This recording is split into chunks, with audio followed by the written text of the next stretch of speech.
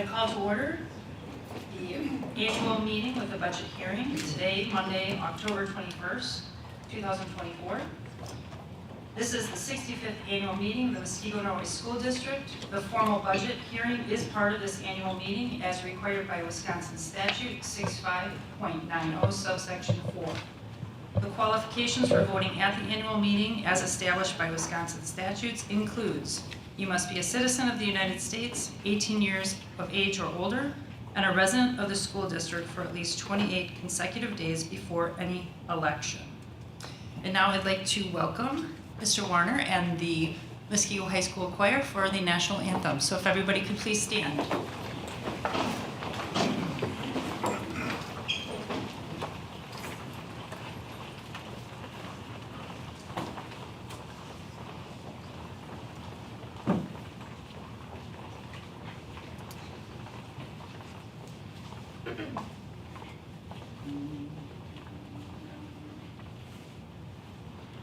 Oh, say, can you see by the dawn's early light what so proudly we hailed at the twilight's last gleaming, whose broad stripes and bright stars through the perilous fight o'er the ramparts we watched were so gallantly streaming, and the rocket's red glare, the bombs bursting in air, gave proof through the night that our flag was still there.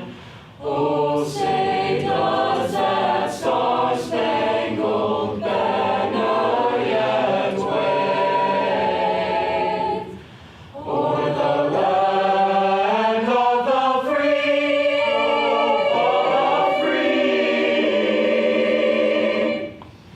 and the home of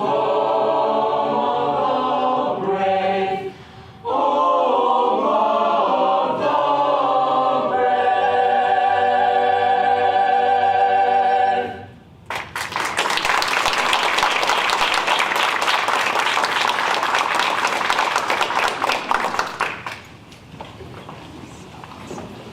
Thank you so much. That was beautiful.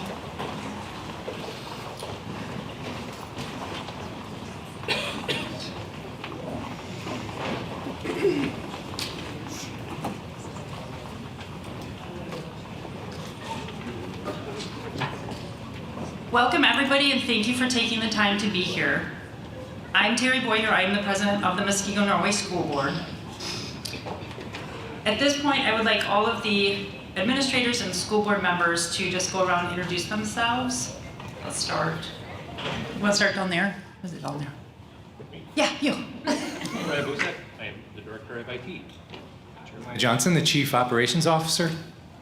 Robin Schrodt, Assistant Superintendent for Continuous Improvement. Hi, Julie Kelly, Assistant Superintendent for Business. Kevin Zimmerman, school board member. Lori Cotney, school board member. Jason Zamborski, school board member.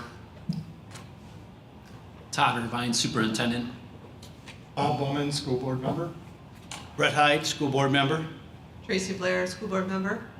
Anita Sundstrom, Director of Secondary Learning. Courtney Arnson, Director of Elementary Student Learning. Yeah, Lori. The one that holds us together. Administrative Assistant. Lori does all the hard work behind the scenes for us, though. So included in this annual meeting is the budget hearing and the procedures for that. I just go over. Many of you have already been to these. We do use Robert's Rule of Order. There will be several motions during the meeting that we will need people to give, make the motions, give seconds, and then we'll have discussion. You are all welcome to that discussion. We as board members are also able to discuss and vote and make motions as well. We do still have that right. Once the motions are completed, then the motion is on the floor, and then that's where discussion can take place. So if you have something to say, you would step up to the microphone, say your name and address, and you can speak. try to limit about to 3 minutes just for time's sake so everybody can speak if they have other things to say. So then I'll just take a few minutes just to go over some things for the board's point of view. Over the past couple of years, our district has experienced significant changes in leadership and facilities. Following the retirement of two outstanding leaders, Dr. Thompson and Jeff Peterson, the board undertook the important task of selecting a new district leader. It was a thoughtful and thorough process. Many people in the community and staff and they were all involved. We tried to have a lot of open meetings and gather information and allow them to be part of that process. After several months of going through that, we did appoint one of our own, Todd Irvine. Since stepping into that role of superintendent, Todd has met our expectation and demonstrates all the qualities that we were seeking in a new superintendent. He's navigated the challenges of the transition with ease, and although multiple administrative changes can often be disruptive, he's remained steady, and he has just been exceptional in that leadership spot. The board looks forward to working with Mr. Irvine for many more years to come. The new facilities, obviously you've seen everything that's going on here. They've opened up countless opportunities for our students that didn't exist before. Our administration and teachers have worked tirelessly to introduce new classes and adapt to these enhanced spaces. And I'm sure during these first few months of school, they're constantly changing those spaces, trying to make them make sense for as they're working with all the new students and the new curriculums that they have. A heartfelt thanks goes out to Jeremiah and his team for the leadership and dedication throughout the multi-year process that has led to this fantastic facilities that we all now enjoy. The board has set 3 goals for the 2024-25 school year, and I'll run through those. The school board and the superintendent will establish and approve a new 5-year strategic plan by the end of the 24-25 school year. This process has already started and will be a huge undertaking over this next year. The process allows the district to identify needs of the district and put in place a 5-year plan to meet those needs. The second goal we have is during the 24-25 school year, the board will collaborate with administration to identify factors contributing to the performance gaps for students achieving within that bottom 25th percentile. As a board, we're committed to every student growing in our district, but we also want to find out the kids that are in the bottom. We want to find out how we can close that gap. And we want to support the teachers in whatever needs that they have to make that happen. The third goal is that the school board members will attend at least one professional learning event that will promote growth and optimal board performance. For us, it's essential that we find time to attend seminars and workshops to enhance our performance. It's our responsibility to continue to learn and grow to better serve the district. It's also very important that we have a variety of resources that we utilize to gain different perspectives and broaden our knowledge on many different levels. As we move forward with our goals for this year, I want to reiterate that our focus is also being fiscally responsible and collaborating with our superintendent, administration, and teachers. We also firmly committed to supporting parents' right to guide and direct their children's education, and we expect complete transparency at every level. Our mission continues to be partnering with families, students, and community to provide for all students with a safe environment where they can develop the skills needed to become productive, responsible members of a free society. Our aim is for every student to reach their full potential and find success beyond graduation. I do want to go over and remind people of the 3 committees that we do have as a board. I did go over them last year. A large bulk of our conversation and decision-making comes from and is rooted from our committees. It's something that we have really focused on the last couple of years. So we have the Educational Services Committee that reviews all curriculum, new and current. And that committee works hand in hand with our teachers and our administrators when new curriculums comes forward. We meet with them, we come back to the board, we meet with them, and this process goes back and forth between the 2 groups until we can figure out a good plan for the curriculum that's being brought forward. The policy committee that reviews all proposed policy changes, creates new policy, and does an ongoing regular review cycle of all our policies to ensure they're relevant and match our stakeholders' interests. And lastly, our business services committee that reviews things like contracts, budgets, and other financial business decisions that would affect or could affect the district. These committees, we are able to take a much deeper dive into agenda items. We get more community input, and we can take our time going over things for as long as we need to at that level. This process actually enhances and improves our ability to dig into these topics and allow for extensive input and discussion. Once these committees then discuss these issues, they will bring their recommendations to the board, and that's where those decisions are made. They will make the recommendation and they will bring that to the board, and then we as a board will vote on them. These committee meetings are open. They are posted in accordance with all open meeting laws, and we encourage community input, so please feel free to come and join us anytime. In closing, I just want to express my gratitude to the parents for their involvement in their children's education. Your advocacy and active participation have a meaningful impact and truly do make a difference. I would also like to extend my thanks to our teachers and administration for their dedication and hard work in supporting students of our district. Your partnership with the board and commitment to academic excellence have fostered an environment that does encourage growth and learning for every student. And that is all I have to say. So thank you again for everybody coming. And we will move on to the appointment of a parliamentarian. And I would like to appoint Brett, if you would be so willing to be the parliamentarian. I'd be happy to, yes. Thank you. And then moving on to 3B, election of the chairperson. So right now I will call for nominations for a chairperson for the meeting. I'd like to nominate Terry Boyer as chairperson. Second. Okay. Are there any other nominations? Any other nominations? Any other nominations? Okay. All in favor say aye. Aye. Opposed? Okay, thank you. And we will move on to the superintendent's report. Okay, thank you very much. We will transition to our PowerPoint here.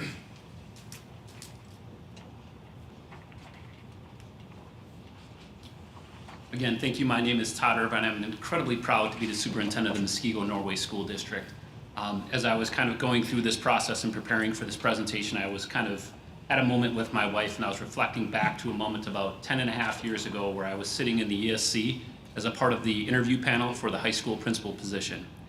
It was the end of the final round, and I had an opportunity to ask the interview panel members a question. And my question to the group is, what is it that you're looking for in a high school principal? And there were students, there were parents, there were staff members, and there was a parent in particular who, when he came, his statement was, we're looking for someone to not screw it up. We have a really incredible school system here, and we don't need someone coming in with these big, bright ideas, trying to change everything under the sun. And it absolutely hit me. I'm like, wow, what a profound sense of pride that this individual has in their school system. And I wonder how many other schools in our area had parents and have parents who are that proud of the work that happens in their schools. And I sit here now, about 10 years later, thinking about those words and thinking about the number of people who have reached out over the past year as I sought advice or asked, what are you looking for as a parent, as a community business partner? What is it that you're looking to see our school system do? And the number of people who share with an even greater sense of pride, someone to not screw it up. We have a really incredible school system. We have a lot of great people who really care and believe in our students and help push our students to become the best versions of themselves that they can. A key part of that is our strategic plan. To be honest, I don't believe we would be where we are as a school system without that structure in place, and I'm grateful for the leaders who came before and a school board that has stayed true to these values and these key performance objectives. When I started back as a building principal back in 2015, our district's goals were to be in the top half of Waukesha County. After our first 5-year strategic plan, that bumped up to try to be in the top third of Waukesha County. This is an incredible county. We have a lot of great school systems, and we're competing against some of the absolute best in this state. I won't spoil the surprise. There's some incredible, great celebrations down the road. But for the first time in our school's history, our high school has the highest ACT score in Waukesha County. That's very impressive work by a very dedicated, incredible group of people because of this strategic plan. There's a lot of different parts that go into that. Yes, as a district, we stay true to that long-term plan, but also as a district leadership team, we set annual goals that keep us focused on those key performance objectives. Our priorities are focusing on exemplary student learning, because again, at the end of the day, our job needs to be centered on what our students get every single day when they show up to our buildings. For that to happen, you also have to have incredible staff. So what do we do as a system to continue to grow our employees and help them feel like they're a part of something meaningful and that this isn't an organization that they're proud to be a part of? So that will continue to be a part of our priorities. As Terry mentioned as well, we have a community that very much reflects a commitment to being sound stewards of our resources. It's humbling to walk into this building, and if you were here when it was dark, I apologize. The view in the back of our building with these recent additions, it's absolutely breathtaking. That happens because a community believes in its school system and understands the opportunity we have to create first-class opportunities regardless of what path students are on.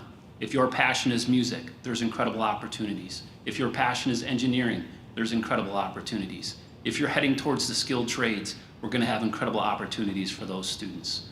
So we're grateful to have all of this because of the community support, so that will also continue to be our priority. As we look ahead, again, any great organization has to have a coherent alignment. If we have different buildings going off in different directions, or you have staff members without a clear alignment to your mission and vision, it's impossible to achieve the success that we've had. That truly is a result of people who believe in the work that we do and want to come together and collaborate. They want to partner with our families, they want to partner with our community businesses, and truly do the best we can for our entire community. As you can see along the bottom, our annual process involves each building setting specific goals to align to those key performance objectives. One of the structures with our board is each month we rotate through the different buildings and give each building an opportunity to talk about what's working well in their building in particular, and what are areas that they're going to focus on through this next year to become even better. Underlying all of this is the understanding of continuous improvement. As much as we appreciate celebration, the reality is you never arrive as a school system. As proud as we are of many of the accomplishments we've had, we understand that there are still students that aren't doing as well as we know they're possible of doing. So we're going to continue to rally around that work and work together to understand where are those gaps forming, why are they forming, and what can we do differently to ensure that every single student who walks across that field at the end of their K-12 journey is walking across with a clear plan, goals and aspirations that we know they can accomplish. It's not about trying to have every student go to college, but we want every student to be in the driver's seat, that if your goals and aspirations are such, we've helped you create a pathway to go do that. And if your aspirations involve the skilled trades, we're going to celebrate that just as much. If you're going to serve our community as a member of the police force, armed services, any of that, we're going to continue to make sure we've got pathways that open up doors and help our students understand that they're prepared to make a difference in the world. Our specific goals, as Terry mentioned, this year one of our top priorities is to develop a new strategic plan. Again, as good as we are right now, we fully understand there are lots of other spaces and places we can improve upon. So we're going to engage in a robust opportunity that will involve parent feedback, student feedback, staff feedback, community business partner feedback, to continue to revamp and look at what it is that we're working on as a school system for the next 5 years. Above and beyond the next 5 years, part of that conversation is also strive for 35. Things like this incredible building addition that you have didn't happen because of a 5-year strategic plan. It happened because of an organization that understands when you want to set large, lofty goals, you need to sometimes look beyond just 5 years, so that will also be a part of the conversation. Obviously, a system is only as good as its people, so we need to continue to prioritize maintaining and caring for our staff. The world continues to see a shortage of individuals who are pursuing the world of education as a pathway, and our kids deserve the best people they can get in front of them, so we're going to continue to focus on that. Along those same lines, a school system is only as strong as the partnership it has with the families it works with, so that will continue to be a priority area. Obviously, retention needs to be a part of that, When you have talented staff and when you experience success in this profession, The reality is lots of other organizations and neighboring districts begin to tap on your people because oftentimes they're seeking for a little bit of wisdom or what might have been working in this district. So in addition to growing your folks, you also need to continue to have an environment and a culture where they feel supported and valued. So our efforts to retain our high quality staff will also be a priority. The next focus will be on maintaining and enhancing student engagement. Again, it's our goal that every single student who walks through our doors understands that this is a place that they feel valued and respected and they have something to engage upon that goes above and beyond just the academic sense. As much as I would love every student to walk through these doors and fall in love with math, the reality is that's not always the case. Sorry, Miss Kelly. But whether it's choir, whether it's one of our co-curricular activities, we need to continue to expand on the places for students to get connected because oftentimes it's those peripheral opportunities that really help students uncover a portion of themselves where they start to feel proud and engaged in ways differently than maybe what they do in some of our academic classrooms. The final point is implementing targeted actions to improve reading achievement, student growth, and college and career and community readiness.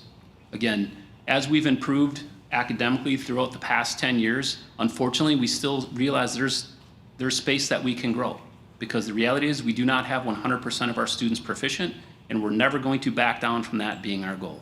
Every single student can learn at high levels, and we have a staff that's truly dedicated and committed to that, so we're going to keep striving for that.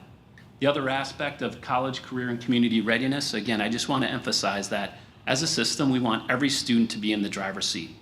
Life changes dramatically in lots of different ways as kids navigate through their K-12 experience, and many students who, as a 5th grader, think they want to be a firefighter. 7th grader, they think they want to drive a race car. 8th grade, they maybe want to be a doctor. 9th grade, maybe they want to work at Culver's because they love concrete mixers. Their paths change, and our reality as a school system is we want to continue to change with them and keep doors open and empower them to see the incredible skills and talents that they have inside. And then as Terry mentioned as well, every school system has a bottom quartile. And what are you doing about it? So those students who are in your building that aren't performing as well as their peers, how do we make the students in that quartile in our system be the best prepared out of any school system in our state? Because whether they're off to a 4-year college, whether they're off to become an electrician, we want every single student to have incredible communication skills, be strong critical thinkers, and be the absolute best neighbor we could ask for. So that will continue to be a priority. As we think about this, we talk as a school system a lot about this quadrant from Mr. Reeves' research and the concept of lucky versus leading.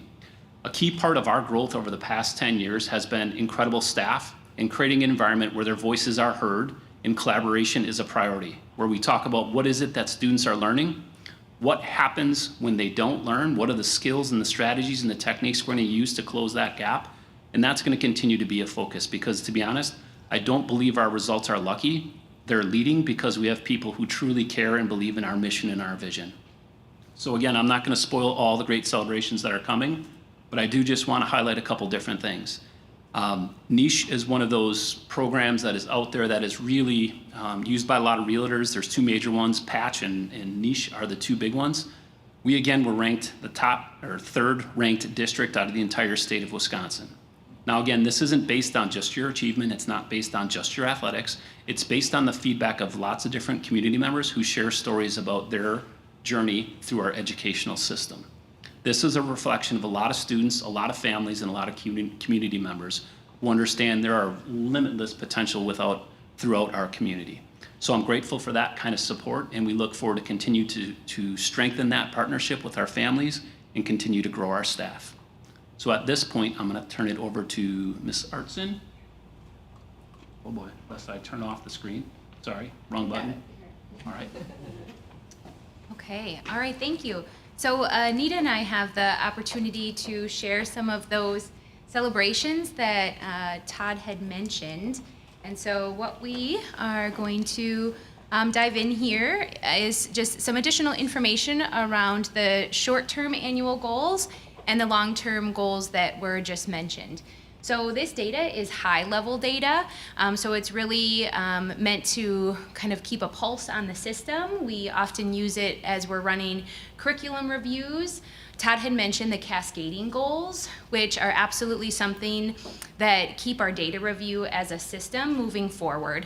So while this data is important for certain purposes, we also have many other levels of data that are analyzed for many, many different purposes throughout the entire year. So as you saw a screenshot of the goals that buildings are setting, teachers are setting all the way down to the student level, and students are setting goals as well. So we'll be sharing some information around our student performance on the state assessment, so the forward exam, the ACT, for reading and math, and again, that goal annually to place Muskego in the top third compared to other Waukesha County schools.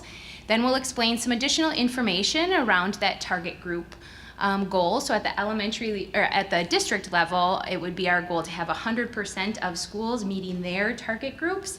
It's a bit of a complex goal, so we'll explain a little bit more about that. And then again, that long-term goal, student performance on the state reading and math assessments being top 3 in Waukesha County. And we also thought, fun fact for the year, the state did make some updates, so we are looking at the most recent state assessment from the 23-24 school year. These are the assessments that our students take in the spring of 24 this year. The state did update ELA and math assessments and also updated cut scores for where advanced, meeting, approaching, and developing indicators were located. So as a result, this is a baseline year for these assessments, and the state tells us that we would not compare these to previous year's achievements. So Courtney and I just really want to focus on the successes and what we've learned just from this school year, or this past school year's data. All right, so I will be sharing some information around the forward exam and dynamic learning maps assessments that are given. Those two assessments are then combined together as we're reviewing this data. So this would put our 3rd through 8th graders together, again, a very high level view of what that would look like. But for ELA, our most recent data placed us 4th in Waukesha County, meaning that that short-term goal was met. And then once again, a huge celebration would be our math data, placing us 1st in Waukesha County with the accomplishment of both that short-term and long-term goal met in mathematics. So then this is that same data set, but just analyzed in another way. So this would be specific to data reflection for students with IEPs, so individual education plans. And so ELA, that put us 8th in Waukesha County. So as you heard, we have many goals around literacy instruction, continuing to strive to meet that goal and see improvement in the area of literacy for all students. But then once again, our celebration with that math data, placing us 1st in Waukesha County with our short-term and long-term goal met. Then at the high school level, yes, Todd did preview this a little bit. For our ACT composite score, and this is what our juniors take, we are number 1 in Waukesha County, both for all of our students and also when we look at the group of students within our juniors who have IEPs or those individualized education plans. So both short-term and long-term goals being met for last year. And then we broke it out by that literacy, ELA, English reading and writing scores that make up the ACT have these subsections. And for all of our students and also for our students with IEPs, we were ranking 2nd in Waukesha County. And then we break out for math. We again see that celebration of being 1st in Waukesha County for all of our students on the ACT. And then for students with IEPs, we were 3rd in Waukesha County. So in both of these math goals, meeting both our short-term and our long-term. Yeah, it is a great celebration. And it's really a celebration of K-12, since this work is cumulative. Okay, so then just a bit further explanation around target group goals. So a number of years back, the state shifted the focus that they had really in the spirit of not just selecting specific demographics of students, but really taking a look at who are our students who could possibly be at the greatest risk of not reaching proficiency, and having our efforts be put into impacting the achievement of all of those students. And so it could be various demographic groups within that, and what are actions that we could have around it. So what we did then as a district is really replicated the process that the state was then using at all levels. So state data becomes first available to us, obviously, at that third grade level. What we have done is really generated systems beyond that, including all grade levels, that we can take a look at who is that target group, what are we learning around those students, and then how can we put actions into place to impact the growth of those students. Growth is one of those areas that we specifically look at for our target group goals. So we would ideally like to see that growth increase for students in that bottom quartile greater than other students in our system. What's also interesting is that we do have proficient students in our bottom 25% groups. So when we talk about the impact and the growth of these students, we are in some situations, not always, but sometimes talking about proficient students. So as measured by these particular assessments.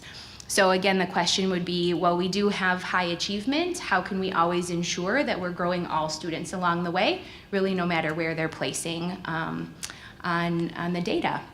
So we are continuing to strive for all of our schools, 100% of them, to meet their target group goals. And again, many of those goals are very rigorous. So at the elementary level, as one example, those building goals would be to have 100% of students in that target group meet that growth goal. So we will continue to strive to see an increase there. All right, so then we will transition over to Mrs. Schroep.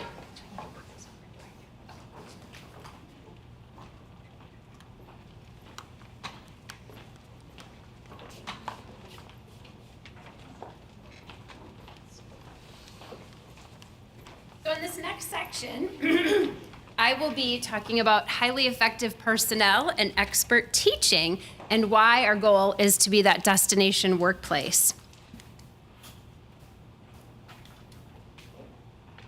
All right, here in Muskego, we believe that every employee should love what they do, believe that it matters, and know that they make a difference. So an important ingredient is our employee engagement survey. So we are incredibly proud of our results around employee engagement, as you can see by our graph up above. In 2023, the survey questions changed as to focus on the employee's total experience. And rather than just focusing on one supervisor, we asked them to focus on their entire experience in the entire district. So really, we honed in on their employee engagement. So during the 2024 school year, our leadership team was working together to revamp the survey questions for both the staff survey, the student, as well as the parent and caregivers. So we look forward to this coming year of gathering baseline data around that. So you might see some new questions. You might see questions that have been eliminated. There's just been a lot of work around our current surveys and practices. We're very proud of this, and I was teasing that we're almost running out of space. We're going to have to go to a second line, but we continue to be awarded with that Top Workplace Award. So it's our 8th year in a row of receiving it. This past year, we were also awarded the Appreciation Award. It's an incredibly special award, and that it was such an honor to receive it.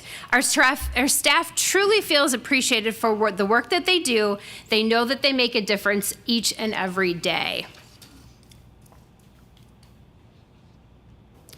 Gathering information from our parents is also extremely important to us, and we value the input that our families provide. Our most recent results indicate that our overall parent satisfaction is quite high.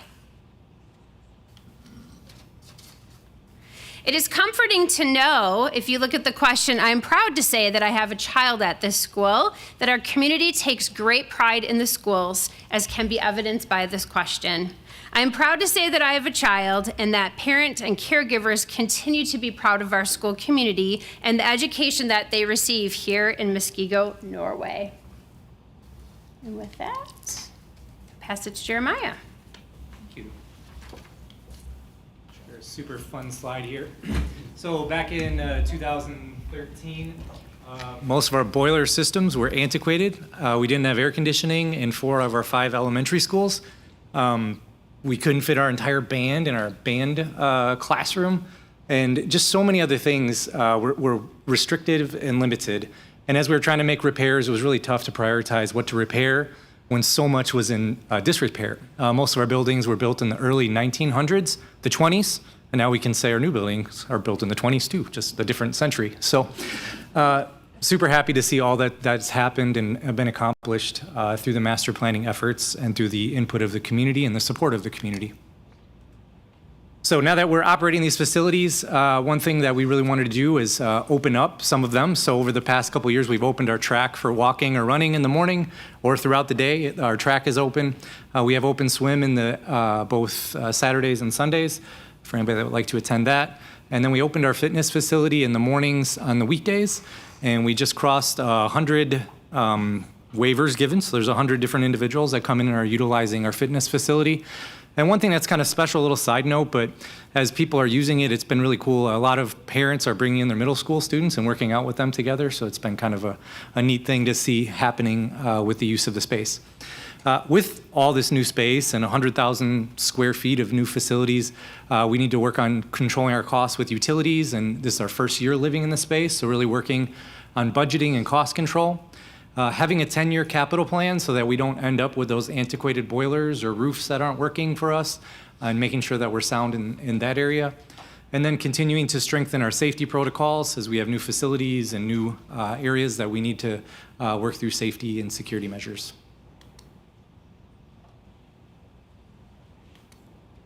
All right. Thank you, everybody.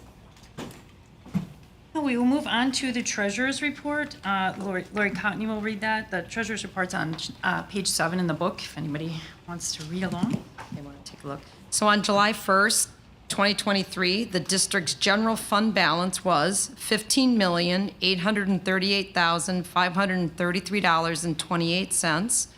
The total unaudited general fund revenues for 23-24 are $63,755,680.58, while the total unaudited general fund expenditures are $65,430,898.83.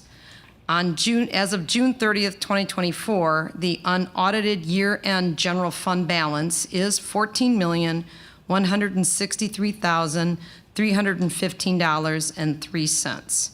And the fund balance represents 22% of our overall expenditures. Thank you, Lori. All right, we will move on to Mrs. Julie Kelly, and she will do the annual budget hearing. So once she gets done discussing, if anybody has any questions, just step up to the microphone, your name, address, and you can ask her any questions you wish. That relate to money. All right, thank you. To start off, just a general overview, we're going to be talking about a recap of 23-24. We'll compare it to what was estimated for 24-25. We're going to touch slightly on 25-26 as we move forward. The numbers that you see in the annual meeting booklet and that we'll be presenting now, for the most part, are numbers that were approved by the board as preliminary back in August. We don't receive our final numbers for our pupil count, which generates a majority of our revenue, until the third Friday in September. We don't receive our final equalized valuation number from the Department of Revenue until October 1st. And October 15th, just recently last week, we received our final state equalization aid, which helps us determine our aid amount and then our levy amount. And so again, the information here will be presented as such, and then at our meeting in 10 minutes, when we start the regular board meeting, we'll be presenting final numbers for the budget as well as the final tax levy. So if you want to follow along on page 8 of the annual meeting booklet, we'll start by talking about the district's debt. And as mentioned, over the last couple minutes, we've talked a little bit about the referendums that have happened. So we have debt issues for both the 2016 and 2022 referendums. Those are in the booklet. You'll see depictions of the amounts of principal remaining on each of those issues, as well as the impact to the levy and the net levy rate. Over the past couple years, the board has done a really good job of looking at how much monies are available and how much debt they can defease. And essentially, defeasing debt is like prepaying your home mortgage. And so, as we went through the 2022 referendum, we came to this option of taking money that the board had in reserve and using it to pay down current debt or the 2016 debt issue, or looking at the 2022 debt issue and actually borrowing less. So because of the funds that were available, the board decided, and where interest rates were, it made more sense to borrow less money. So the 2022 referendum was approved by the taxpayers for $44.6 million, and the board was actually able to borrow $40.3 million and still accomplish everything within that $44 million because of the reserves that they had set aside. Here's what you see in the booklet, and again, these are the principal amounts remaining and when we anticipate the debt will end. And just a pretty little chart to sum it all up. This just goes to show that the referendum debt levy is essentially meant to be kept right around just under 6.2 million, and that will be consistent throughout the term of the loan. As we talk about the budget development process for school districts, we are limited by the revenue limit, and what that means is that the state sets an amount that every district is allowed to earn through state aid and property taxes. And what drives that revenue limit includes our pupil count, and that's our resident pupil count, our equalized valuations, which again are determined by the state of Wisconsin, and those valuations are meant to essentially value school districts in a way that all districts are then distributed aid equally based on how property rich or how property poor they are. And the last part of the revenue limit is the state equalization aid. So if you think about the revenue limit, it's essentially a big pie. And we are able to get a certain amount of money from the state based on how many students that we have, and the difference between that total pie and what the state gives us in state general aid is what we can set as the tax levy. If you turn to page 9, there's a really long explanation of all that for later reading if you're interested. But essentially, the state last year changed the way that they were funding schools. So for a very long time, they were funding us on a per pupil basis outside of this revenue limit cap. So we were able to see an increase in revenue to our system without a change in taxes or without an increase in taxes. Last year, we received one of the largest per pupil increases, and that was to the revenue limit itself. So we grew our pie. We were able to get more money per student. But unless the aid follows that growth, you would see an increase in tax levy, and that's been different than the last couple years. So on page 9, you will see that 50.2%, if you look at the little bar graph below, 50.2% is our revenue limit levy, and state general aid is 49.8%. So we're starting to see a switch where we are now relying more on property taxes than we are on state aid, and again, that's just the way that the state formula is developed. And there's that pretty little bar graph for you. Last year, we were slightly the other way, and again, that can change and vary from year to year depending on how state values across the state shift. We'll talk a little bit about pupil count because our pupil count, again, is one of the biggest factors that drives that revenue limit. So on page 10, we start looking at some of our enrollment data, but just to give you an overview, our resident student count continues to decline. We've seen decline over the last couple years. Our revenue limit is based on a 3-year rolling average of the number of resident students that we have. So as we see that decline happen, that impact hits us more and more over a 3-year period. So we decreased in 2023-24 by 143 FTEs. And moving into this current year, we've seen a decrease of 58 FTEs. FTE is a full-time equivalent. So within our system, we are able to count each full-time student as 1 FTE. Our 4K program, we only can count those students as a 0.6 because they're only here for a certain number of hours a day. And our preschool students, we can only count as 0.5 again because they're here half-time. We are also able to take the opportunity to increase that FTE to grow the pot of revenue that we have available to us by offering summer school opportunities. For every 48,600 minutes that we have students participating in summer school, we can count an additional FTE. So our staff has worked really hard to create programming options for students, and we do have thousands of students participating in our summer school program. So much so that last year we were able to count an additional 229 FTEs, again growing our pot by just over $11,325 per student. And this year it decreased just slightly by 2 FTEs, so still continuing a very strong summer school program. Here is the resident enrollment trend, and again, this is what you'll see on page 10. We have continued to see a slight decline. The revenue limit formula is built in a manner that as we decline, there's an exemption built in to help us decline at a slower rate so that we're not getting hit by that $11,000 per student for every loss that we see that year. So it helps to kind of soften the blow as we move forward. One of the things that we also try to do is look at open enrollment to help bring in additional revenue. So we can bring in open enrollment revenue outside of that revenue limit cap. And what we have to do is look at all of our programming options, and we have to look at the students that we have within each of our courses and understand that we want to maintain class sizes at a reasonable level. But at every class, we do have the ability to add open enrollment students or students that are not our residents to come in and fill some of those seats. And as long as we're doing that without adding staff, we are able to bring in additional revenue. So in 23-24, we had an increase of 24 students. In 24-25, we'll see those numbers increase by 25 students, and we get $8,962 per student. So we get $11,325 for a resident. We get slightly less for an open enrollment student, but still a substantial amount to bring those students in to bring in additional revenue into our system.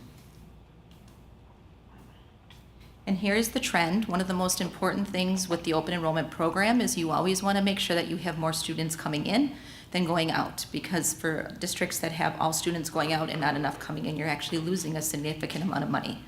So we have always maintained, we got real close in 2020, 2021 with our ins and outs. That was the year of COVID.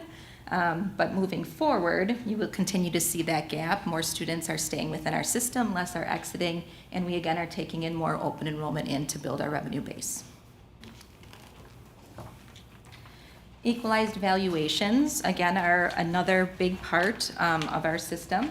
Again, determined by the Department of Revenue, and it's used to determine how much state aid we receive. So again, the way that state aid works, it's an equalized formula. So the more property rich you are in comparison to the state average, the less aid you get, because the idea of the formula is that taxpayers locally can financially support your school systems more than if they were property poorer. And so the equalized valuations are given to each district, and then the state aid pool that the state sends is then distributed amongst all those districts. So in 23-24, we saw almost a 14% increase in our equalized values. This year was just over 5%. Again, talking about equalization aid and why it's important is because the more equalization aid we get, the less we have to levy in taxes. In 2024, we will see a slight decrease of about 0.16%, and that's really because we are looked at as more property rich than the districts across the state. On page 11 is a little bit more information about our state aid and taxes. And you'll see that the tax levy line that we have is the red line, and the state aid is the blue line. So again, as you see the increase in state aid, you'll see the decrease in the tax levy, because we can never levy more than that total revenue limit itself. And so if we're getting more aid, we're levying less. If we're getting less, we're levying more.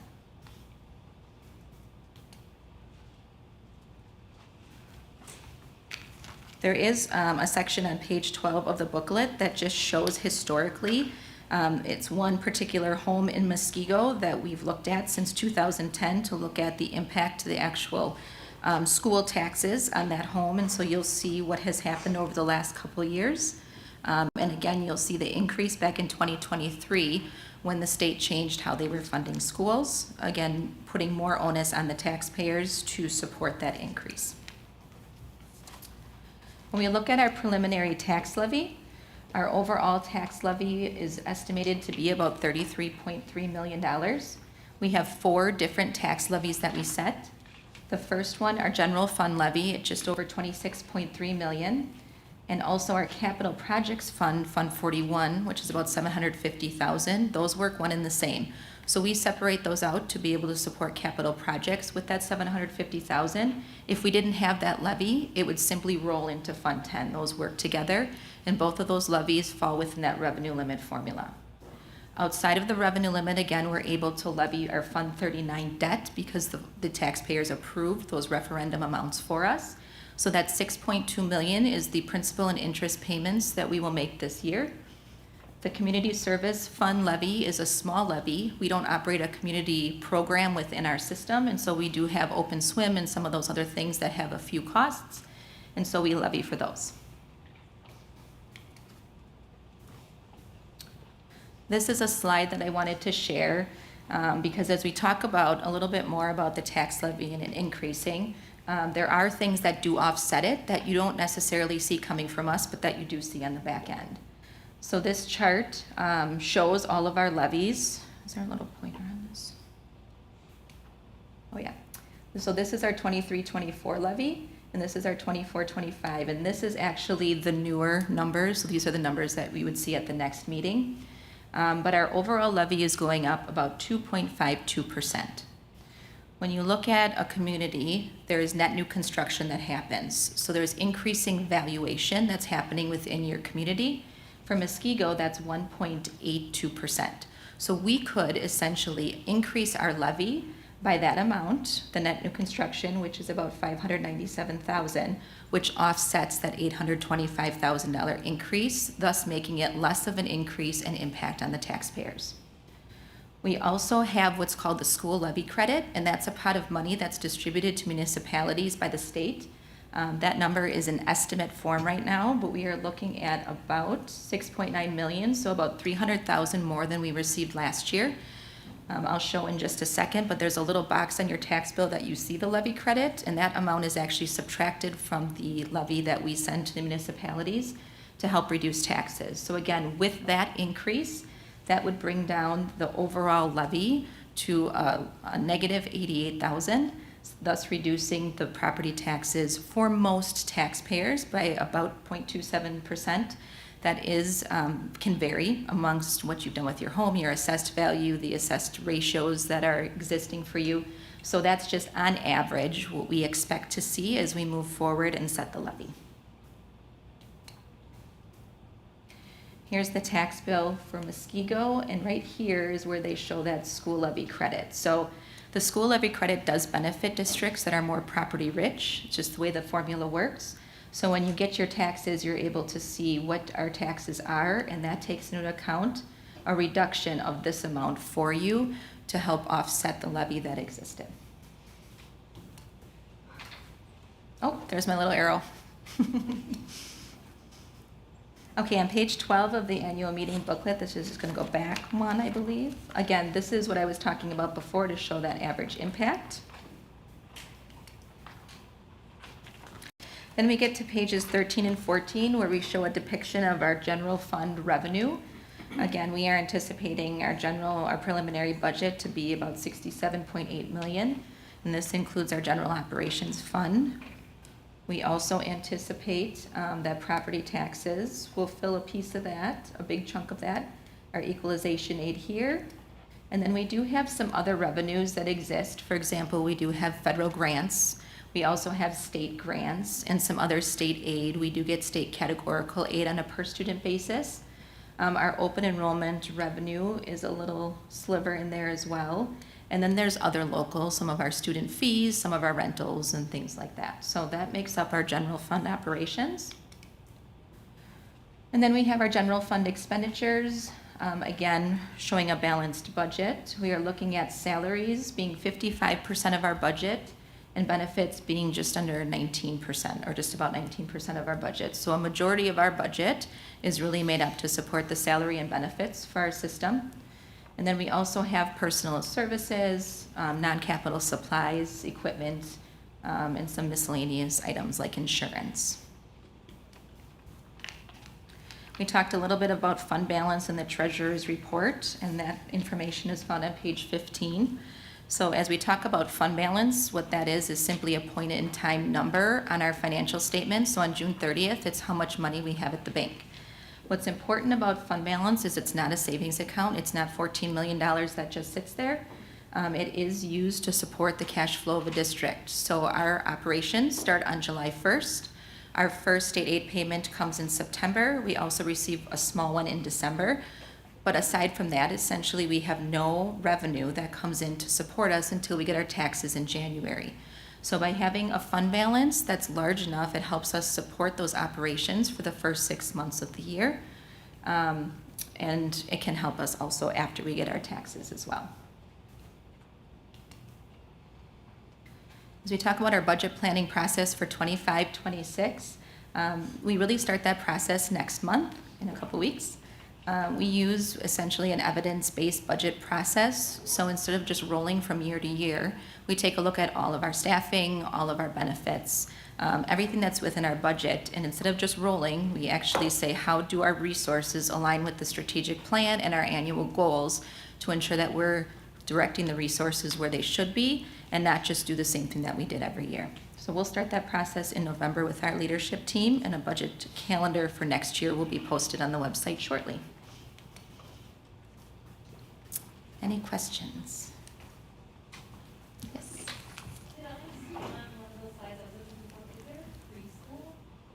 So we do have preschool. It's a special education preschool. So it's our servicing our 3-year-olds that are in need of special education services. We don't have a separate like preschool program.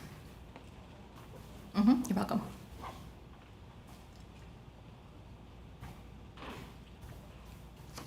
No other questions? All right. Thank you, Julie. Okay, we will move on to the clerk's report. Jason? And that's on page 7 too, if anyone wants to follow along. Okay, for 2024-2025, budgeted general operational revenues are $63,574,296, and budgeted general operation expenditures are $63,574,296, thus representing a proposed balanced budget. The tax levy projection based on the proposed budget is as follows. General Fund 10, $26,375,600. Debt Service Fund number 39, $6,210,788. Capital Projects Fund number 41, $750,000. Community Service Fund 80, $15,000, for a total property tax levy of $33,351,388. Thank you, Jason. Okay, now's the part where we're gonna start to make motions, and so we'll need you guys to participate. We'd like you to state your name and address. If you'd please step up to the podium so everybody can hear you as well, that would be great. Or speak really, really loud, but if you wanna have comments or just during discussion, please go to the podium so everybody can hear. If you're gonna just do the motions, it's okay if you're sitting there, as long as you're speaking loud enough and we can hear. So Jason is gonna go ahead and read through the motion. Continuation of Capital Expansion Fund 41. A motion to vote a tax in the amount of $750,000 for Capital Expansion Fund for the purpose of financing capital expenditures at various district buildings and sites. Now, therefore, be it resolved by the electors of the Muskego-Norway School District, Waukesha, and Racine Counties of Wisconsin, that a tax be levied in the amount of $750,000 to create the Capital Expansion Fund for the purpose of financing capital expenditures at various district buildings and sites. So I need somebody to make that motion and then somebody to second it. We can do it from up here, but we prefer you guys do it. Thank you, Cassandra Baus. Thank you. Do I have a second? Okay. So now we're at the point where we have discussion. So if anybody has questions on this, now is your time. Or if you have a statement about it, feel free. If there is no discussion, all in favor say aye. Aye. All right, motion passes. Approval of tax levy. A motion to approve a tax for the general district operations in the amount of $26,375,600 for Fund 10. For debt service, $6,210,788 for Fund 39. For capital expansion, $750,000 for Fund 41. And for community service, $15,000 for a total combined tax levy amount of $33,351,388 to be levied on all properties, real and personal, which is taxable under the state laws within the Muskego Norway School District for the purpose of financing the operations of the public schools in the school district for the year 2024-25. Again, we need a motion and a second. Anyone? Motion. Thank you. State your name. Chris Zaliga. Thank you. I got the second again, Ann. All right, thank you. Any discussion? Questions, discussion, anything on that one? Okay, all in favor say aye. Opposed? Okay, motion passes. Board salaries. How do you want me to read this one? Read, Just to, read the whole thing and Okay. then read the motion so they know where that they would put Okay, that in all there. right. And then they can add that piece. all right. It is up to the citizens voting at the annual meeting to determine what the board salaries will be for the 2024-2025 school year. Currently, the board members receive a salary of $5,750 per year, and the president receives $6,750 per year. A motion is in order that the electors in the Muskego Norway School District set the board members' salaries at, and you provide the number, for the 2024-2025 school year. So at this point, you guys fill in that, you make the motion and you fill in that blank.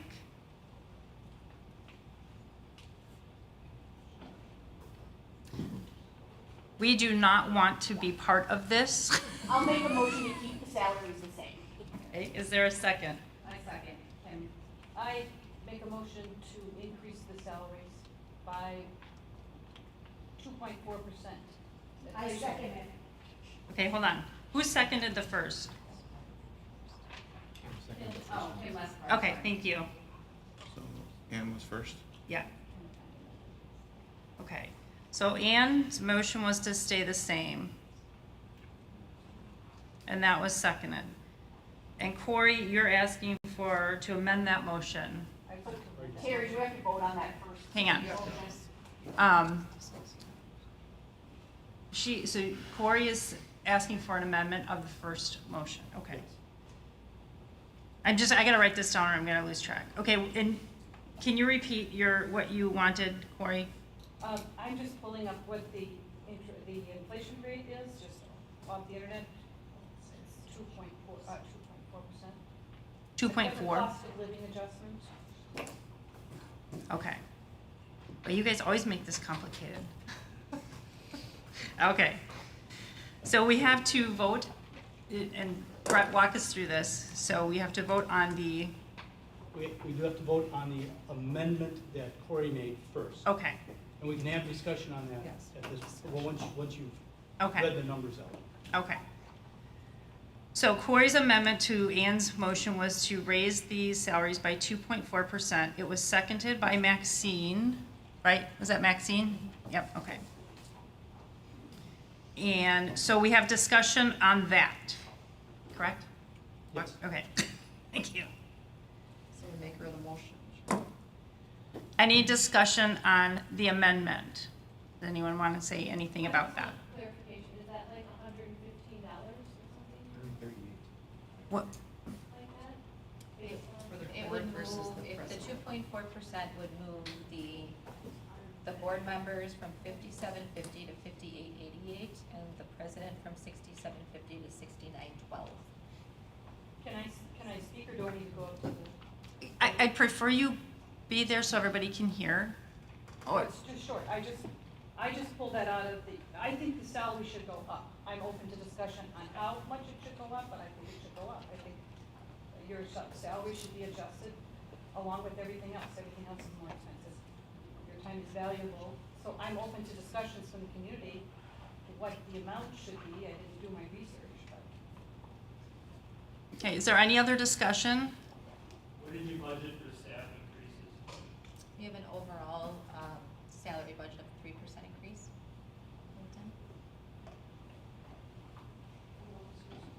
I just put 2.4, but I go into 3. Can I amend my recommendation? No. Okay. She can make an amendment to the amendment, which would require, but that's as far as we can go. And then someone would have to second that. Can I amend my amendment? Yes, Yes, you may. I'd like to do that. Okay, do I have a second? Are you going to second?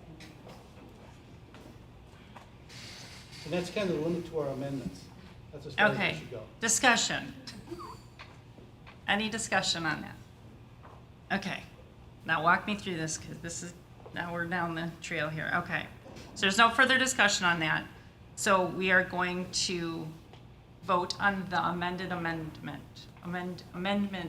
to the amendment. Yes. Okay, And do you have the numbers? We probably should state that. okay, so 3%. Sure. President, $6,953. Mhm. Board members, $5,923. Okay. Okay, so we're voting on the amendment to the amendment to raise the board salaries 3%, the board to 5923, and the president to 6953. We have a first and a second. We've done discussion, and now we will vote on that amended amendment. So, and we'll do a voice vote, and then if we need to, we can do by hand. So, all in favor, say aye. Aye. Opposed? Well, you guys were louder. Okay, so we'll do a raised hand vote because it's almost impossible for me to tell. So, so all in favor, if can we count? Maybe Mr. Irvine, that's a more neutral party. Okay. Okay, all in favor, raise your hands. To raise it to 3%. Correct.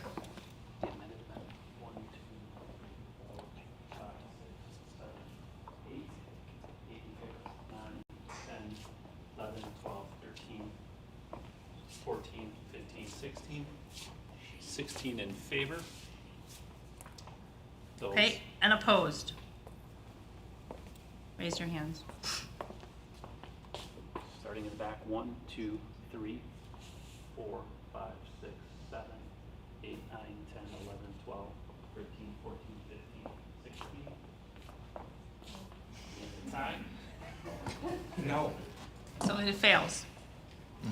Okay. But So I- now- could you repeat that? You're saying if it's a tie, it fails? Do you It- start the process over again then? So now we're back to the original amendment of 2.4. 2.4%. Okay, so your amendment to your amendment failed. Okay, so now we're going back to your amendment of 2.4% increase. And I wrote down, I got one of the totals. Can you just? 5,888 and 6,912. Okay, 5,888, okay, okay. Okay, so now we're back to the amendment, which is to raise it 2.4%. That was brought forth by Corey, seconded by Maxine. And that would raise the board by 2.4%, the board to 5,888, and the president to 6,912. And I'd like to just make a clarification. When I said that amendment to the amendment was as far as we can go, now that we're back to the amendment, we can have another amendment to the amendment, but I think we should have the discussion Yeah. before we delve too far into that. Okay. So discussion on this amendment of the 2.4, which I just read. I mean, discuss why I advocate for it? If you'd like. Yeah. I don't have. Sure. I don't have anything prepared. Do you want me to walk over here? Sure. I don't have anything prepared. Is this on? Is this on? Okay. I'm just interested in making sure that the people that represent us or the people that work for us in the community, we need to value their time. I'm under the expenses have gone up, inflation has gone up. Why do the people that give up their time with their families and their time in the evening, why do they not deserve to have salaries that are compensatory for, or that are increased with the amount of everyone else? So I would like to actually hear why you don't think they should have a salary that is increasing along with inflation. It seems like a very modest increase for a school district that's arguably performing well. So I guess that's my comment. I think you guys deserve it. I think you deserve the 3%, but if that's not on the table, the 2.4. Thank you, Corey. I think our school district does a fan. Just say your name. Sorry, Kim Leskovar. I'm on Ladwig Drive. Thank you. So the reason why I voted nay is because I have been working really hard for the last year, having discussions with district administration about the fact that our district does not meet DPI standards of having school counselors in our elementary level. That is a legislative rule, and we're not meeting that. And I've been attempting to advocate, discuss how we need to relook at that plan for program of guidance and counseling for the district as a whole. School psychologists are not a credentialed professional to run that program per DPI. And in every conversation except for one, I hear we don't have the money to do that. So that's why it's no. I met with Terry, I met with Todd, I met with Jeff, I met with Erica Branson, Kari Olson, principals over at Bay Lane. So that's where I'm gonna say no. Thank you, Kim. Any other discussion? Okay. So I'm going to do a hand vote again because it's probably going to be the same. Okay. All in favor of a 2.4% raise, bringing the board members to 5,888 and the president to 6,912. All in favor, raise your hands. 1, 2, 3, 4, 5, 6, 7, 8, 9, 10, 11, 12, 13, 14, 15, 16, 17, 18, 19. Okay. All opposed, raise your hands. Starting with that. 1, 2, 3, 4, 5, 6, 7, 8, 9, 10, 11, 12, 13, 14. Okay. So the ayes have it and that motion passes. And then that's done. Now we have the original Okay. motion Now- as amended. So, okay, so I gotta go back to the original motion, which is As amended. as amended. Yeah, as you changed the. So we would read, that the Muskego Norway School District set the school board member salaries at, board members at, no, I read the same thing, right, okay. 5,888, and the president at 6,912 for the 2024-25 school year. So I need a first and a second No, on, we have the no, first. oh, we have the We first, just have okay. to take the vote. Well, Just- discussion. Discussion, Amendment. which we had. Okay, so that's the amended motion, original motion, and then we vote. Okay. Any further discussion on this? That's just to keep the salaries the same. No, it's the amended motion. Amended motion with your 2.4% increase. Okay? So then we vote again. Okay. So all in favor, or raise your hands. All in favor of the 2.4 increase. We voted on the amendment, now we're voting on the actual motion, Amended. the amended motion.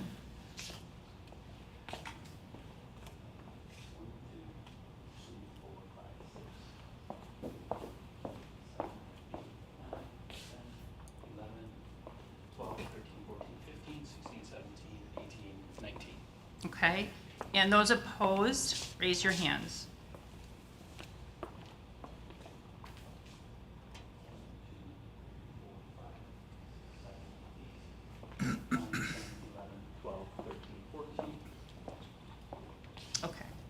So that motion passes.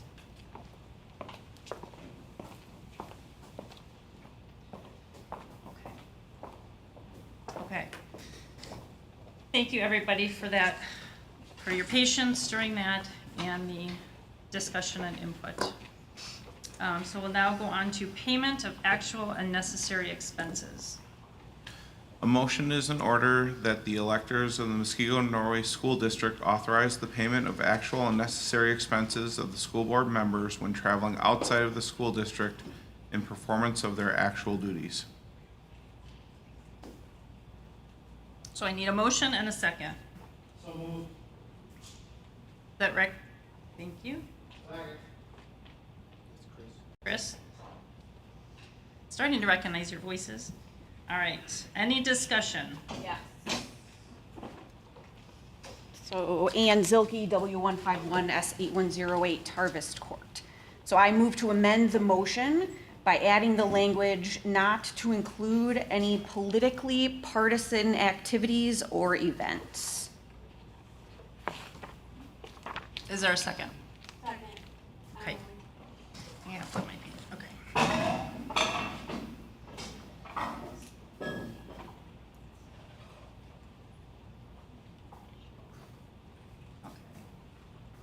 Who did the second again, say your name? Emily Sorensen. Thank you. Sorry. I gotta write this down or it's gonna get. Okay. Okay, discussion. What does that even mean? Yeah, can I have some of that? Okay, so I believe that in order for, that all of the school board members deserve to do professional development and whatever they deem appropriate for themselves. I don't believe it's up to the district or taxpayer funds to pay for anything that is politically partisan. Well, what does that mean? So a conference, summit from any organization that has a political leaning one way or another. Can you give an That's- example? Yes, Wisconsin Institute of Law. But that would, ACLU, that would also include the Wisconsin WASB. Association of School Boards. But that's not. they would be a nonpartisan organization.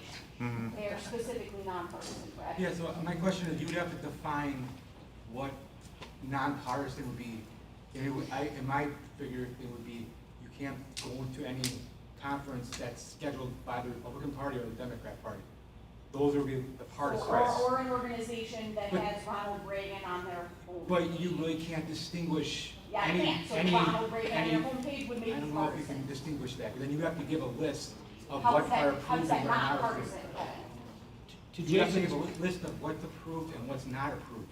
to Jason's point, the WASB is nonpartisan. However, they are actively involved at the Capitol for student advocacy, Correct. which could be considered partisan. Could be So- considered lobbying. Well, it is lobbying, but many partisan groups lobby, many nonpartisan groups lobby. Correct. So you're walking on some dangerous ground. I would argue that school board members who ask a district to pay for partisan activities are walking a thin line. I'd like to offer an amendment to that. That's my question. The taxpayer.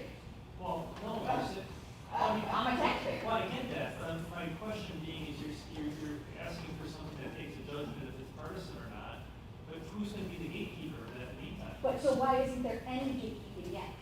Well, Because we're using taxpayer dollars. How do you gatekeep that? Why isn't there any gatekeeping? Are you going to keep track of everybody's schedule, what they do and where they go? No, but that's the point. Is I don't, you can go wherever you like as a school board member. Go to whatever professional development you like, in your own time, on your own will. I don't believe the But the way I taxpayer feel it, should put that in. any I'm seminar you speaking- go to I'm is to have some speaking kind my of turn. political background to it. Hold on. I mean, we're arguing about something that I kind of get your concerns, I just don't know how you would even gatekeep it, but we're arguing about something that, has a board member ever turned in a receipt for? For the any- will? For any of this? Yes, multiple. Okay, good. So we need- For the Will Summit in April, It was a school board summit. There was almost, probably half the districts in the state of Wisconsin were there. put on by who? We'll put it on Multiple partners. with multiple people, just like all the others that we go to for WASB or any others. It was not no, it was lawyers discussing issues that school boards were going through. There were 100+ people there attending.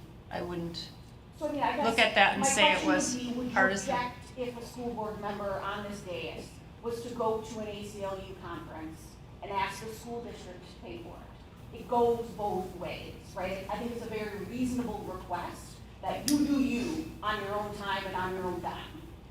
As taxpayers, I do not believe you should be paying for your partisan activity. So, and I'm going to just say that I went to a WASB-sponsored conference where a number of the sessions were extremely partisan and in the other direction than what you're inferring. So then I'm saying to you is then, who's going to go to those and determine? We sign up for them because it's a school board summit that's addressing these topics and how we can be better at what we're doing. And we show up, and one of the sessions happens to be by a person who has a partisan slant. We don't know what those sessions are going to be and what they're going to say and how they're going to talk. We're going in good faith that we're advancing our knowledge and skills as school board members. So who's going to police that? Who's going to go and say, this session counts, this session doesn't?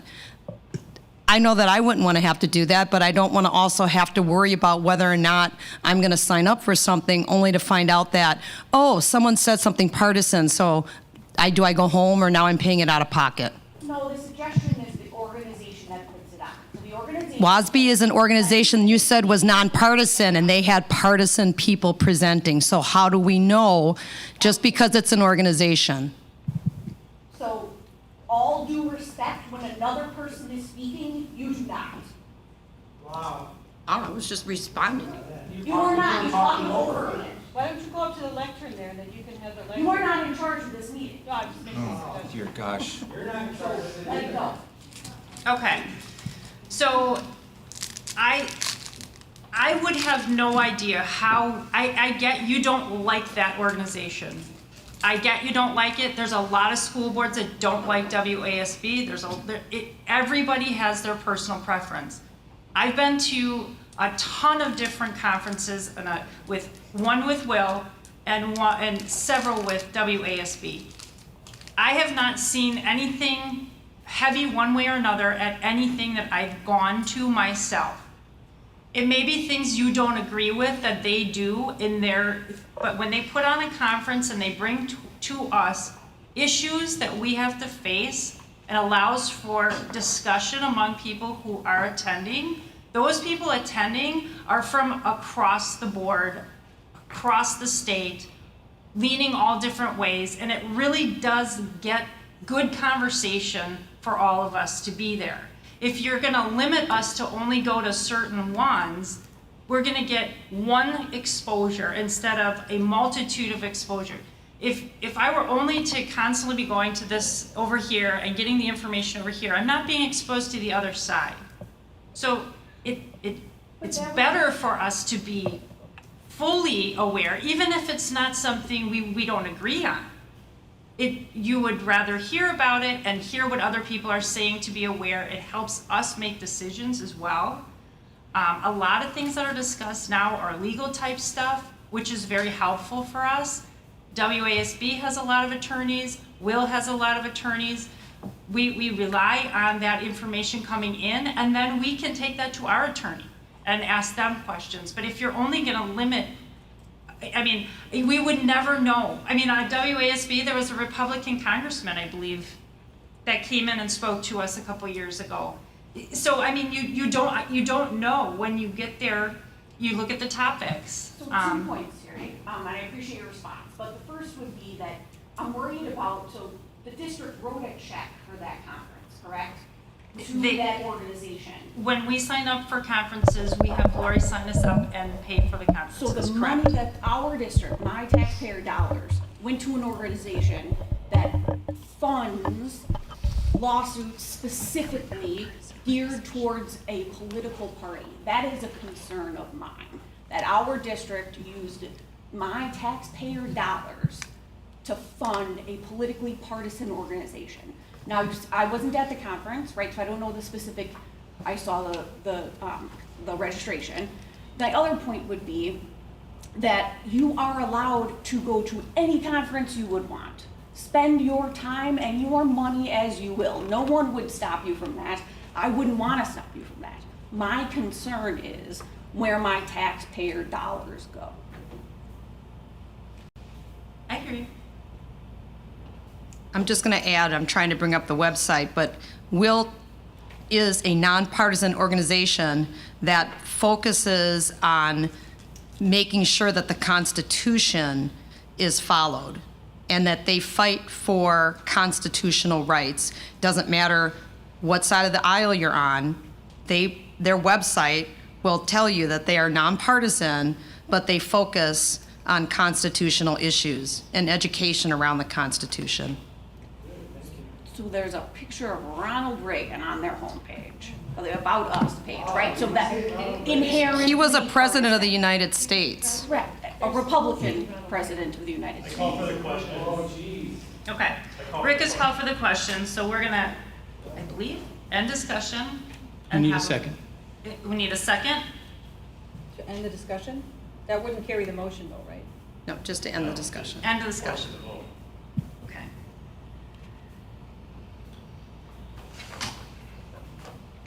Corey, you gave a second? I did, but I would want this to go to committee. I wouldn't want it to be decided on a motion. Well, we're just calling the questions to go to vote, right? Okay.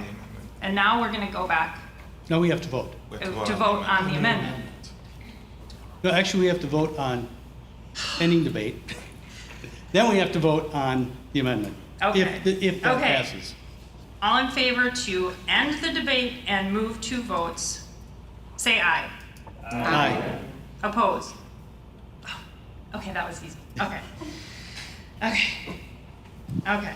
Now we go back to the amendment, which is Ann's amendment to the motion. Okay? So we have a first and second on that, and we are going to, all in favor, say aye. Of favor of what? Of what? Her amendment to the motion, Okay. Ann, can you repeat it? Yep. Thank you. Let's see. Move to amend, adding the language not to include any politically partisan activities or events. Okay. So all in favor of amending the motion to that, say aye. Aye. Opposed? Nay. Okay. I know they were louder, but let's do a hand vote, a hand. Okay. So all in favor, raise your hand.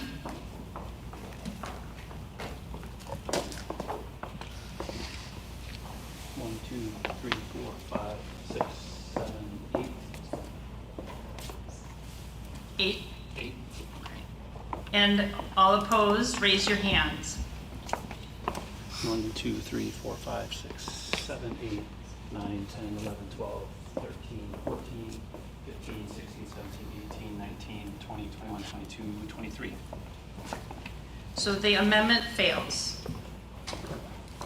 Now we go back to the original motion. And we did have a first and a second.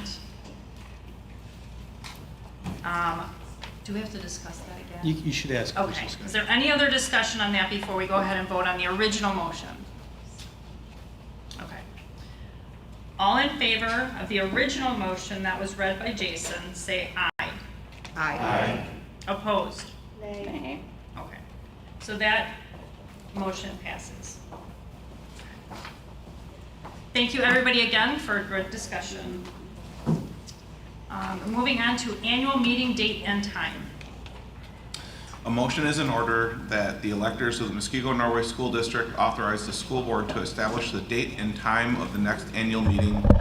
Such meeting to be held between the period of May 15th, 2025 and October 31st, 2025, with the appropriate advance notification to electors in accordance with Wisconsin Statute 120.08. I have a motion? So moved. Rick. A second? Cassandra. Thank you very much. Any discussion? My only discussion that I bring up every year is that we don't have it on Halloween, but Halloween is on a Saturday next year, so it should be fine. Okay, all in favor say aye. Aye. Opposed? Motion passes, thank you. And the last motion. Do you want to do that here for discussion? What? Do the last motion and then? Yes. Okay, so other business. Disposal of surplus equipment. A motion is in order that the electors in the Muskego Norway School District authorize the disposal of equipment per board policy. Motion? Cassandra? Second?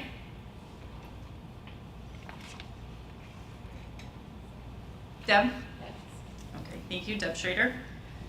And discussion. Jeremiah, anything that we can donate to organizations or to entities that could use our stuff? We usually start with Wisconsin surplus, and if it doesn't sell, then we'll call our private schools in the area and see if anybody would like it, or open it up to any public school, but usually by then stuff is gone. So. Just as long as we're using some measures to give it to people who might need it. Okay, any other discussion? Okay, all in favor say aye. Aye. Opposed? Motion passes.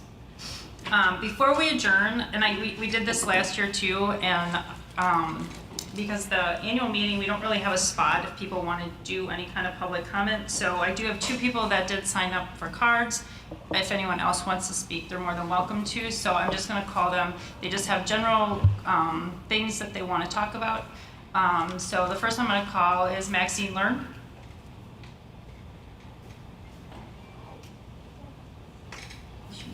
Oh, there she is.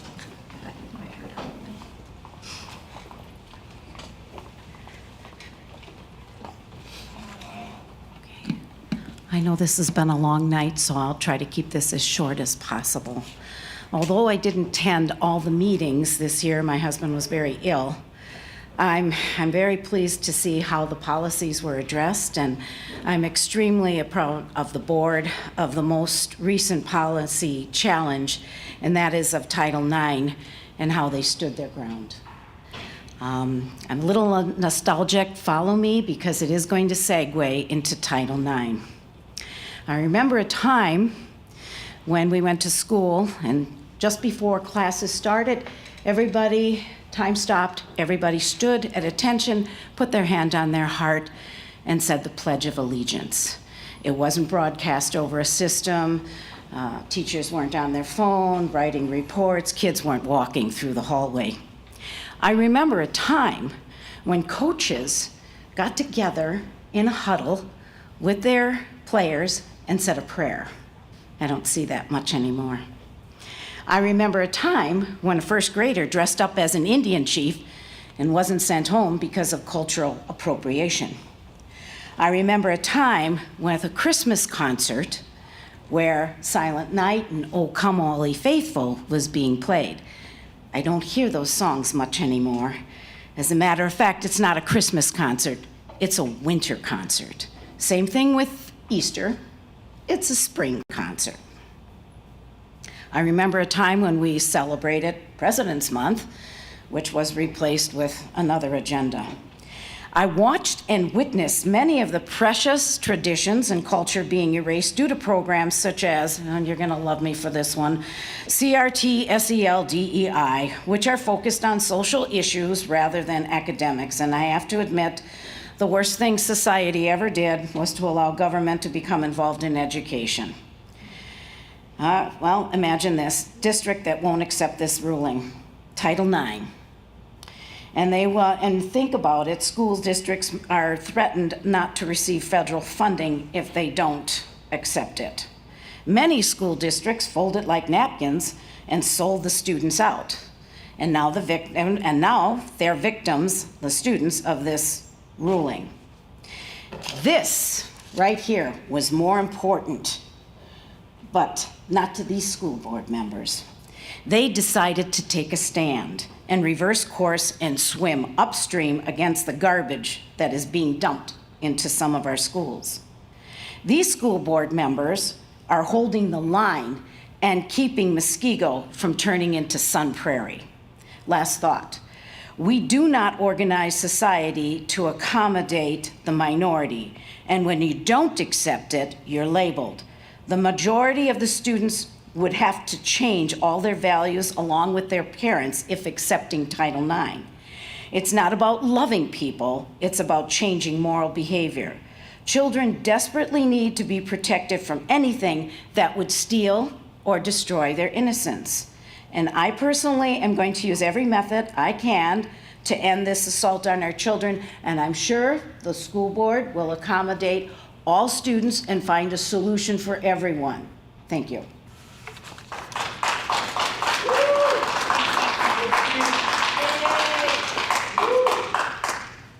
And Corey? Thank you.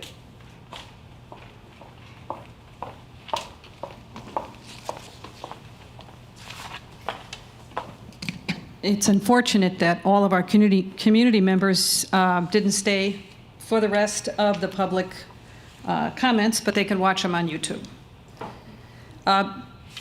So as you may know, our district, Muskego, Norway, along with 3 others, are facing a federal complaint from a group called Fair Wisconsin and GSAFE, who claim that excluding gender identity protections creates a hostile environment for trans and non-binary students. It is worth noting that Abigail Schwetz, the executive director of Fair Wisconsin, was also, was up until July 1st, the communications director for Wisconsin Department of Instruction. So I think it's interesting when you talk about this cross-pollination and potential partisan behavior. If we look no further than our own Wisconsin Department of Revenue, we find a lot of ideological cross-referencing. But what is most important about this is that she also publicly has posted that the complaints are not going to stop. So either we are now on the radar more than we have been before, or there's new vigor and attention to this issue. So that's why I would like to just publicly state that I see things differently. Title IX's rewrite isn't just about anti-discrimination. It's about compelling people to accept a specific view on gender, even if it conflicts with their personal, cultural, and scientific beliefs.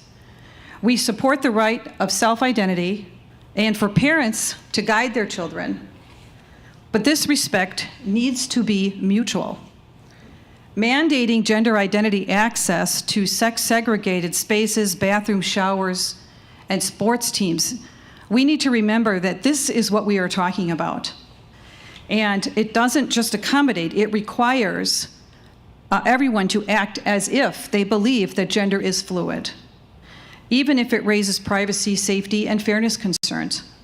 At the end of the day, the core of the issue is that the gender ideology, the gender identity movement, is telling us, mandates us to behave in such a way that we believe a man can become a woman, a boy can become a girl. And so that is why it's a problem, because they're mandating behavior and mandating beliefs. The question isn't whether to support trans rights. It's about how to do it in a way that considers different perspectives, freedom of belief, and protects everyone's freedoms. Should the law force us all to adopt one system?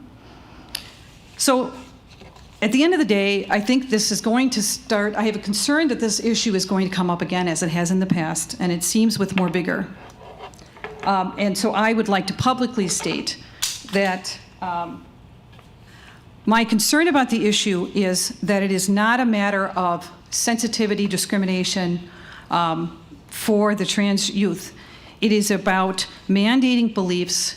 And when you look into the Wisconsin DPI and you look at that, the question becomes, are they advocates for youth, trans youth, or are they activists?